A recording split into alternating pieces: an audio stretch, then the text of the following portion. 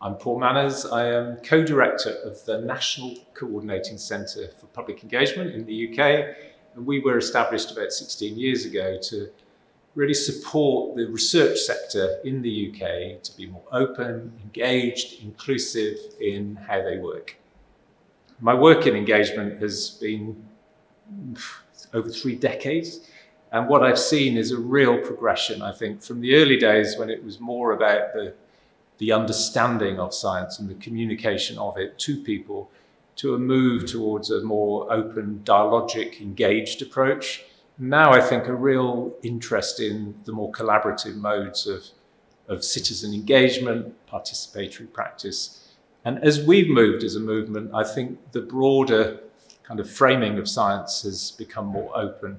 So we now talk about open science as a kind of fundamental principle of how science should be done. And it is something that funders, policymakers, and I think many people who lead science now understand is essential. So I think we're at a tipping point where the work we've been nurturing in the engagement space and the kind of fundamental mindset of people who fund science is beginning to come together. And we're entering a phase, I think, where by definition science has to be open.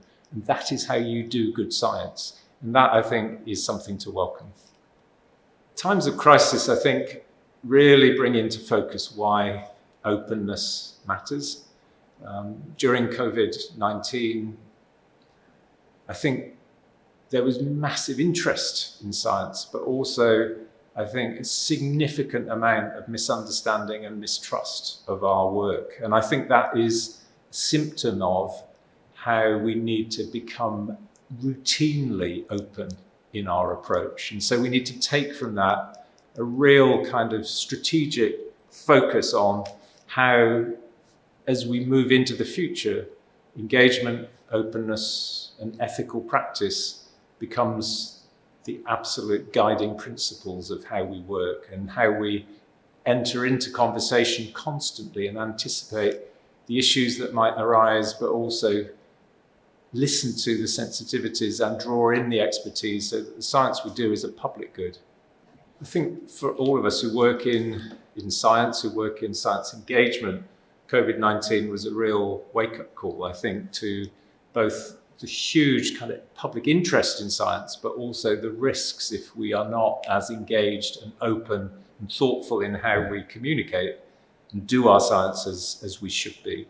And so I think we gathered a lot of public support, but also I think there was an undercurrent of mistrust and misunderstanding, which tells us that we need to do better. As we face the future, as we face a range of other crises, as a range of other opportunities to bring science into the service of society, we need to have openness and engagement at the very core of our work. It's great that we have a European Centre for developing competence in science engagement and science communication. I think again and again we hear people say that they feel they work in silos, that they're not sharing their practice, that there are many different modes of engagement and we could learn more from each other, that we don't have the evidence base we need, and that there are things that we're still struggling to do well, for instance, in our inclusion and our openness in how we develop this work. So yes, let's do it. Let's come together and let's share. But let's not forget that it isn't just about building a community of experts in engagement and communication. It's also about the whole science endeavour embracing the openness that we care about. So how we work with the broader scientific community, with funders and policymakers on this journey is going to be as important as securing, I think, a stronger community of professionals who work in this area.